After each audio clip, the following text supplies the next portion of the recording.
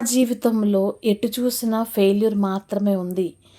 ఏ వైపు వెళ్తున్నా సక్సెస్‌ని నేను చేరుకోలేకపోతున్నాను. నేను ఏది అనుకున్నా కూడా అది నా నుంచి దూరమైపోతుంది అని దిగులు చేత, బాధ చేత ఉన్నావా? అయితే ఈ యొక్క వీడియోను పూర్తిగా చూడు. నీ దిగులుకి కారణమైన దాన్ని విడిచిపెట్టు. దేవునికి దగ్గరగా ఉన్నప్పుడు నీవు దిగులు పడవలసిన అవసరం అనేది లేదు.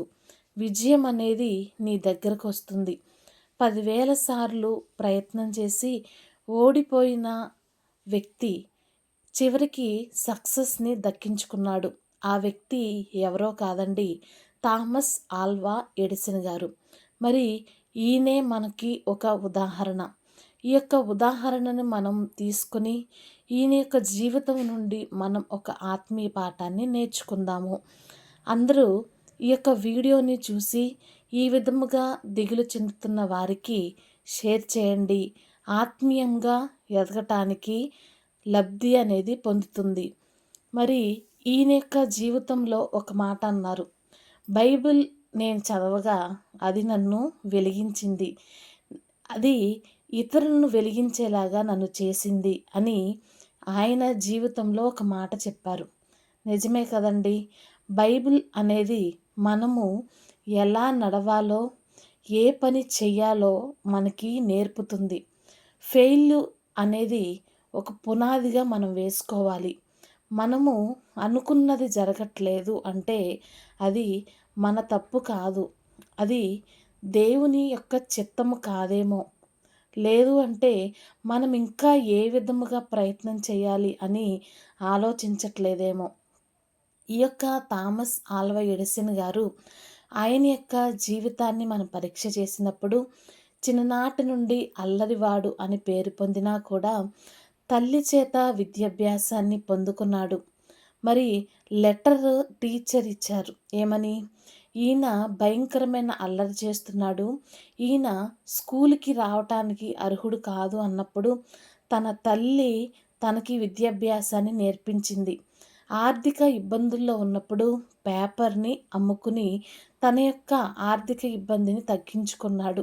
మరి అలాంటి పరిస్థితిలోనికి వెళ్ళిన థామస్ ఆల్వా ఎడిసన్ గారు ఈరోజు మనము కారు చీకటిలో ఉండకుండా మరి రాత్రిపూట వెలుగును చూస్తున్నామంటే ఇట్టి జ్ఞానాన్ని దేవాతి దేవుడు ఇచ్చారు.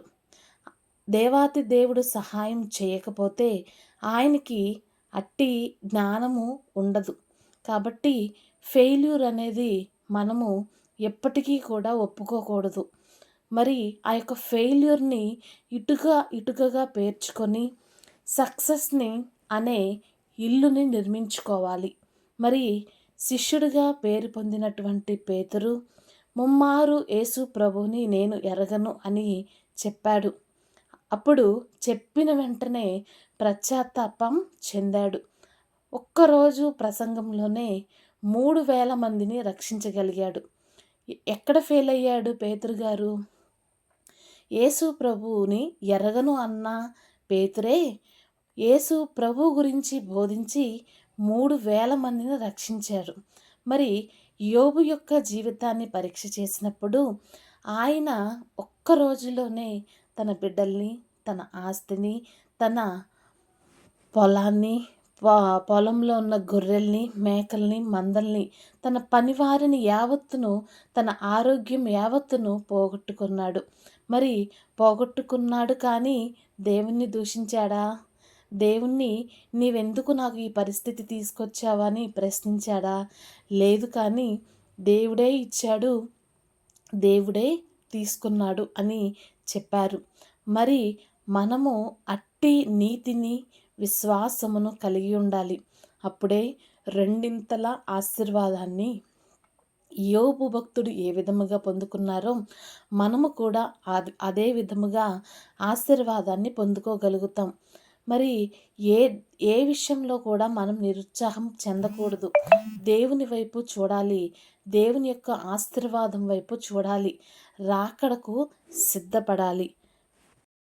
నువ్వు ఫెయిల్ అయినప్పుడు దేవుణ్ణి విసుగుకొనవద్దు. శ్రమ వచ్చినప్పుడు విసుగుకొనొద్దు. సమస్య వచ్చినప్పుడు విసుగు దేవుని మీద ఆధారపడి జీవించినప్పుడు ప్రార్థనని ఆయుధముగా తీసుకో. క్రైస్తవునికి ప్రార్థన అనేది ఊపిరి వంటిది. ప్రార్థన చేసిన ఎడల మనము ప్రార్థనలో ఫలితాన్ని మనం పొందుకోగలుగుతాం.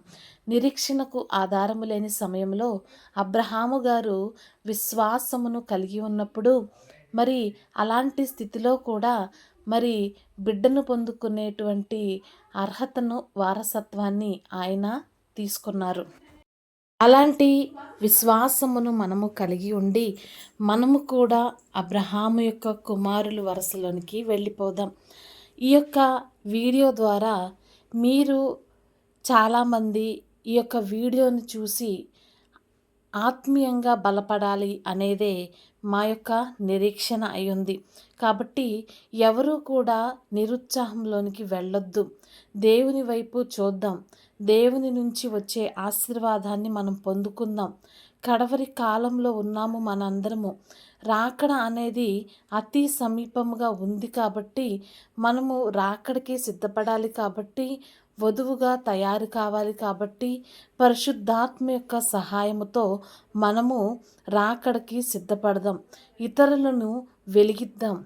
థామస్ వలె తను వెలిగి ఇతరులను వెలిగించాలి అని బైబిల్ నన్ను వెలిగించింది అని ఏ విధముగా చెప్పారో మనము కూడా అట్టి వరసలోనికి వెళ్ళి ఇతరులను కూడా వెలిగిద్దాం.